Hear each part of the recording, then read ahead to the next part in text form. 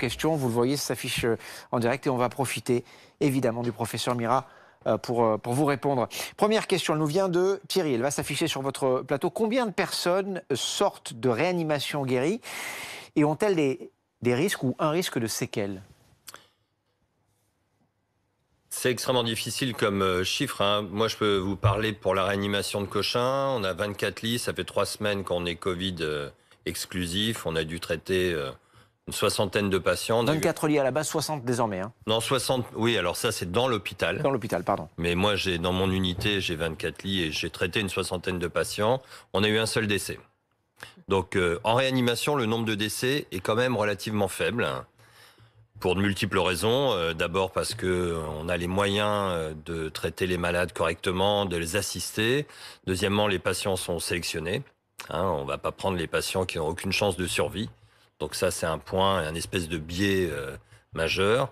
Quant aux séquelles, eh bien, il est trop tôt pour le dire, mais ça sera le challenge et ça sera ce que vous aurez à traiter dans les prochains mois.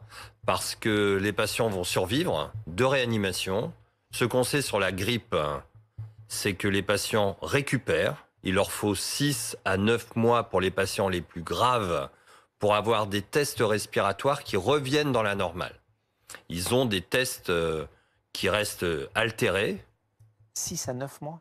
Oui, mais ça va. Ça ne les change pas dans leur vie. C'est quand vous les testez à la marche, vous voyez qu'il existe généralement pour les patients les plus graves des troubles d'échange du gaz carbonique, c'est comme ça qu'on le voit, enfin du monoxyde de carbone, plutôt du CO. Mais on voit que 6 à 9 mois après, ils reviennent à un niveau normal. Donc aujourd'hui, on peut espérer que, quelle que soit la sévérité des atteintes pulmonaires qu'on voit sur le scanner et qu'on voit chez nos patients, quand ils sortent, ils ont vraiment une probabilité extrêmement forte de revenir à une vie normale. Et ça, c'est important parce que ça guide l'intensité des soins qu'on fait. Alexandra. Oui, j'avais juste une précision à vous demander. Vous dites que vous avez une soixantaine de patients qui sont passés dans votre unité de réanimation à Cochin. Sur cette soixantaine de patients, combien sont encore chez vous? Combien sont sortis, en fait, déjà?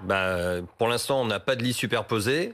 Donc, on a 24 lits. Donc, vous pouvez imaginer qu'on a une quarantaine de patients qui sont sortis de réanimation et qui sont considérés comme guéris aujourd'hui? Non, qui sont encore à l'hôpital, dans des structures moins aiguë que la nôtre, parce qu'on a restructuré l'hôpital pour faire de notre réanimation et de la réanimation chirurgicale des réanimations d'accueil où on prend des patients très instables. Puis on a fait des réanimations où on va garder les malades pour les sevrer, pour enlever le tube, et qui sont des réanimations, on va dire, de niveau 2. Et il y a encore beaucoup de nos malades qui sont dans ces réanimations de niveau 2. Et puis on a des malades qui sont partis en pneumologie. Il y en a même des malades qui ont réussi à guérir et à sortir. Voilà, j'espère